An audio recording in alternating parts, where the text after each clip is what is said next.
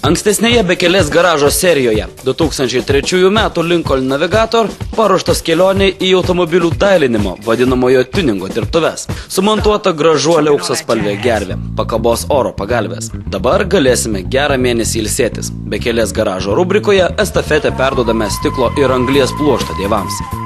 Kaip jau supratote, mūsų su Algirdu darbai kol kas baigti. Kaip ir buvo planuota, automobilis jau gali savistovė judėti. Jį užkeliame ant autovežio ir važiuojame į Kauną. Kompanija Azagis Tuning, kuri orientuojasi į ypač prabangių automobilių dailinimą. Azagis Tuning darbų sąrašuose Porsche, Ferrari, Rolls-Royce ir kiti reti, prabangus bei įspūdingi automobiliai. Pasitikėdami šios kompanijos ir joje dirbančių meistrų kompetenciją, mėginsime mūsų konstruojamą Lincoln Navigator paversti piktu ir įžuliu automobiliu. Visai nepanašiu į originalią versiją. Deja, į jokius Azagis Tuning boksus dėl didelių gabaritų mūsų mažylis netilpo. Tad liko viena išeitis – jį nuvaryti tiesiog į meistro namus.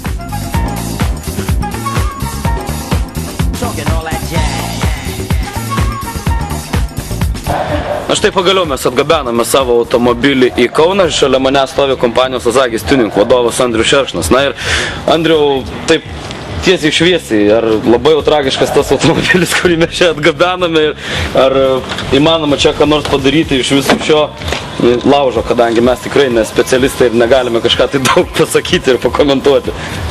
Ne, čia nieko tragiško, manau, nėra, nes jeigu atvirai tikėjausi baisiau, čia, kadangi visas priekis yra išsiklaudinę, tai manau, kad kapotą galima bus sutvarkyti.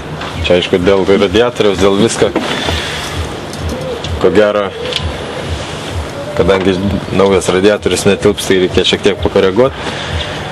Kapotą čia padaryti difuzorius, gervę. Manau, tai viską čia apeisim, sudėsim ksenoninius žibintus, viską lešinius šiek tiek. Atsiras ksenonų ir lešiai.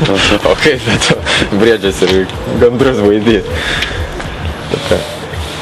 Aišku, labai padėtų, jeigu būtų ano sparno bent kažkokie likučiai, tai vis tiek ne nuo nulio gaminti reikėtų. Manau, per atimiausias 5 dienas bus paruoštas projektas galutinai. Eskizai galėsit išsirinkti. Aha, kažkas tai bus nupaišyta, ar ne? Dailininkai kažką tai sugalvota ir po to imsimės įgyvendinimą. Na ir Andriau, aš turiu štai tokį čia rankose fragmentą, kuris buvo maždaug šioje vietoje. Štai kaip jis turėjo atrodyti. Na, maždaug čia vadinkime. Ir be abejo, grotelio atstatyti spėjų nepavyks, tačiau šį prabangų Lincolno ženklą ar bus įmanoma bent jau kažkur atpjovus jo dalį patį ženklą kažkur tai įkomponuoti į priekį, kad kiekvienas praeivis ir babutė aparatais galėtų matyti, kas tai per automobilis. Daug dievė lietuviams pasiekti tokį lygį, kad kiekviena babutė ir praeivis atpažintų Lincolno ženklą be emblemos. Bet tvarkoj, manau, kad be problemų.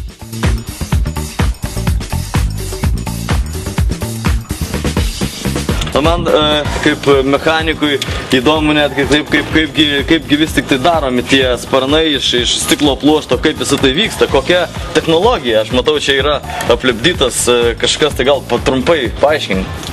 Pasidaroma plokštumas visas aplinkantus. Pagal esamą sparną turime. Ant originalo, jeigu originalas tai yra.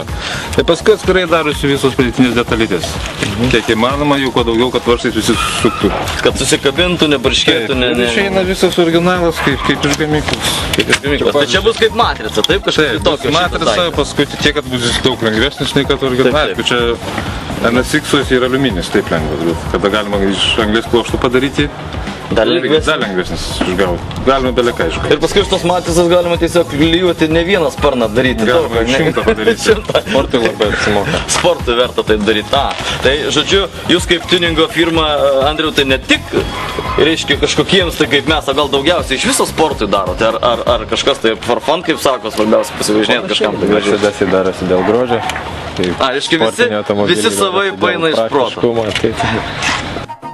Numatoma darbų trukmė iki 6 savaičių. Automobilį paliekame, tačiau grįžtame jau po 5 dienų, mat paruošti dailininkų eskizai ir yra ką aptarti. Kartu pasikviečiame ir projekto bendraautorių Alvydą Rutkų, kurio nuomonė taip pat yra svarbi. Tai labai atsakingas momentas. Reikia galutinai aptarti kiekvieną smulkmeną, nes po atliktų darbų bus vėlu.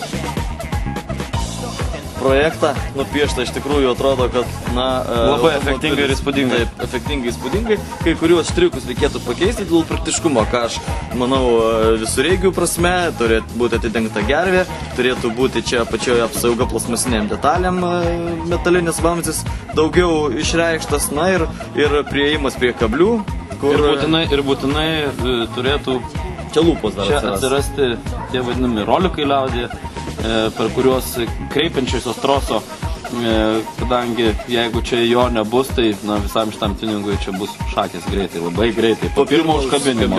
Taip.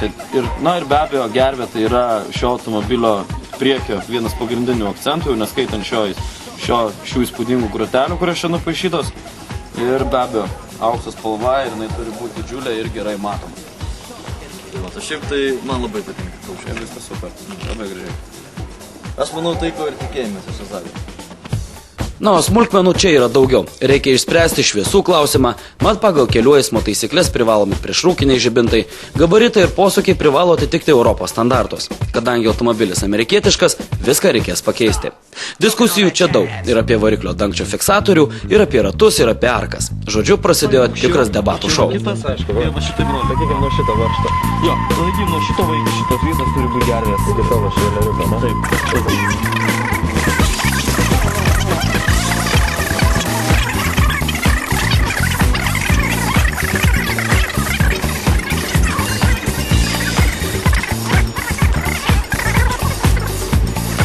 Ką įsivaizduoji, kaip tai viskas atrodys? Ar dabar baisu? Šiuo momentu niekai dar neįsivaizduoja, kadangi tik tai putas, džipui putas, kas niekada dar nereiškia. Vienintelė kas, va šitą nuostabį, kai sakai, gražiai atrodanti gervė auksinė, tai iš jos galiu tikėtis, kad bus geras, kai sakant, daiktas. Na ir mes su Algiu dažnai visą laiką galvojame, darysime čia plastikus, darysime įvairiausius pagražinimus, ksenoninius žibintus ir visą kitą. Kur tu su šiuo automobiliu žadai važiuoti? Nes, bent jau ant piešinio, kurį padarė Azagis tuning dailininkai, tai jis atrodo iš tikrųjų labai efektingai. Pradžią sakyčiau, žinai, kad visą laiką turi būti džipas gražus, o paskui jau praktika parodys. Supratau. Tai ką, dar Alvydai mes paprašysime iš tavęs, spėjau, ne vieno mėnesio kantrybės ir tuomet jau tu atgausi savo šį automobilį ir galėsi lakstyti Klaipėdoje ir gąsdinti ne tik senas babutės, bet ir visus policijos pareigūnus bei visus praeivius. Taigi ką, darbo dar liko iš tikrųjų daug, o mes be abejo stebėsime, kaip Azagis tuning dirbtuvėse gimsta štai šis gražuolis mūsų konstruojamas monstras.